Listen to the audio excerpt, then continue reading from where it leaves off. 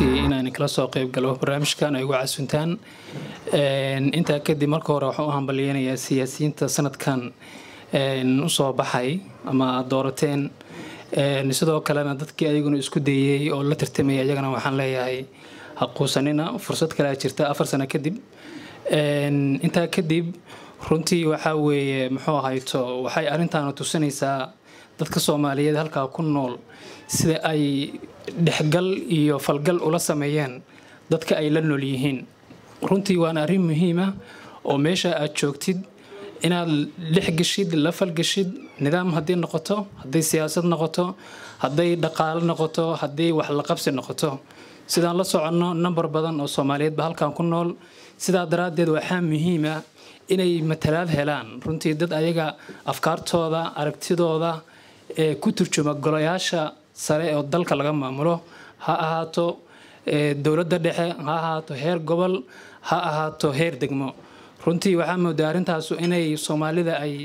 ay ka soo dhalaaleen runtii ay ka dhex muuqdaan laakiin waxa muhiim ah aan ku dhiirigelinayaa dadkaas la doortay in wixii loo doorto runtii ay ka dhabeeyaan oo ah koow inay ka shaqeeyaan midnimada dadka doortay waayo haddaan midnimo jirin isku dubnaani jirin waxa weeye matalaaduna way yaraanaysaa meesha aad joogtaan runtii wax badan kama goynaysaan waxa codku micno ku yeelanaya culayska inay haysta runtii aan dareensanahay wax looga tari karaa wax looga qaban karaa inaad xoogiina iyo talaadiina iyo afkaartiina mideysaan si aad dhaqankiina qiyamkiina iyo Soomaalinimadiina u badbaadsataan haddii aan taa la helin waxay noqonaysaa qofba meel inuu ka baxo halkaasna ay ku dayacanto muxuu ahayto jiritaankiini anaga ka safaarad ahaan runtii waxaan diyaar u nahay jaaliyada halkan joogta ama dadka halkan ku nool inaan la shaqeyno siyaasadda arrimaha dibadda runtii kaalin muhiim ah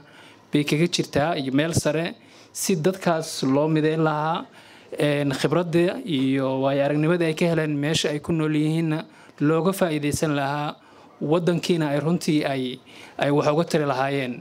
waa la socotaan halkan waxyaalo badan baa ka sameeyeen oo dhan kasta leh runtii waxa muhiim ah marka meelahan joogno waa ku fiicanahay inaan ka soo dhalaalno meel kasta galno wax kasta sameeyno laakiin waxa muhiim ah sida la mid ah inaan wadankeena uga faa'iideyno sababtoo ah asaga nahuran asaga muhiim noo ah asaga asalkeena ah haddii ay taasu jirin anta aan micno ku yeelan meel kale aad joogtidna runtii micno kuma yeelanaysid